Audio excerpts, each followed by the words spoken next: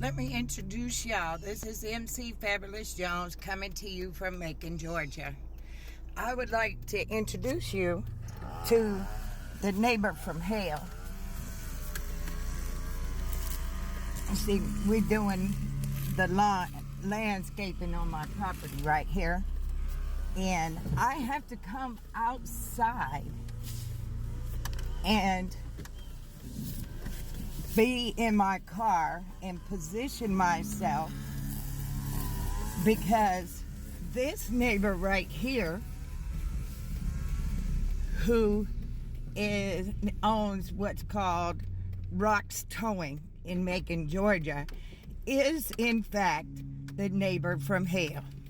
As you can see, both sides of my property is completely surrounded with his junk vehicles. Okay? See where he doesn't cut the weeds right there? The weeds are about 6 feet tall right there behind that car. And he keeps all these junk cars. That's my house right there. And he likes to park the tow truck on the side of my house by my bedroom window and then crank it up at 5 o'clock in the morning. And as you can tell, these are diesel trucks. So,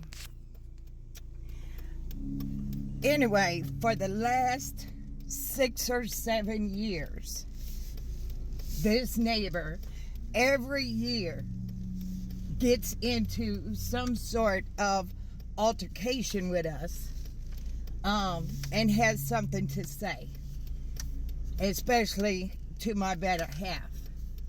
Every year, for the last 6 or 7 years, there have been incidents where the police had to be called out here, code enforcement had to be called, and this year they brought 3 cars of friends over here to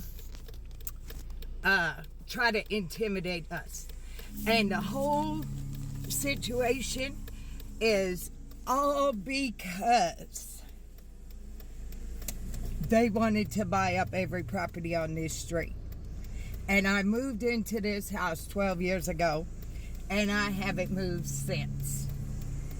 My rent is grandfathered in, and for my whole house and yard, okay, that is my house, that is my shed, both of those are my vehicles.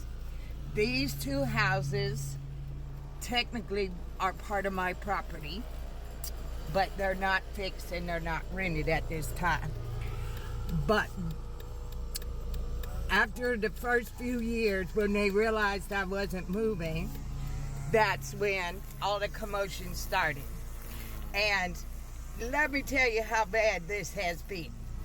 One year they filed a restraining order and tried to get a restraining order on us, thinking if they got the restraining order, they could make us move.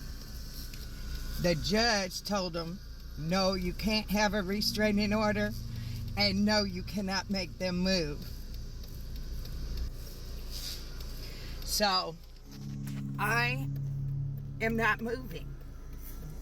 I get SSDI. I don't want to increase in rent.